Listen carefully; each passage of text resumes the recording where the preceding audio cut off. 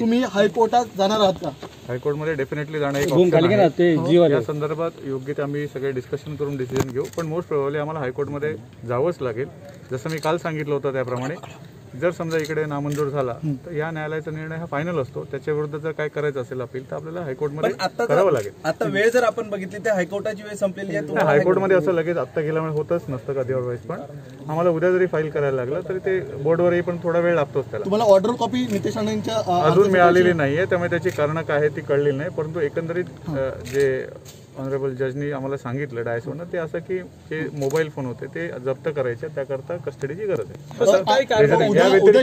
कारण आपल्याला अजून मिळालेलं नाही। सर उद्या शुक्रवारचा दिवस आहे, जर उद्या हायकोर्टामध्ये ऍडमिट केलं गेलं नाही तर शनिवार आणि रविवार 2 दिवस कोर्ट बंद राहणार आहे। उद्यापर्यंत तुम्ही या संदर्भात हायकोर्टात ऍडमिट करणार आहात का?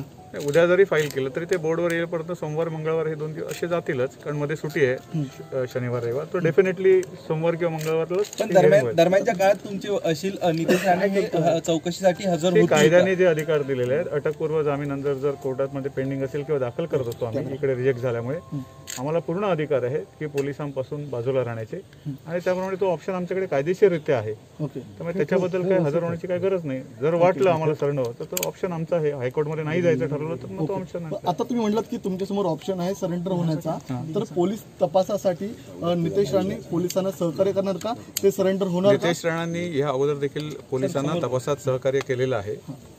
आजचीच गोष्ट नाही, ह्या अगोदर देखील 25 तारखेपर्यंत नितेश राणे स्वतः पोलीस स्टेशनला जाऊन त्यांचं स्टेटमेंट देखील रेकॉर्ड झालेलं होतं।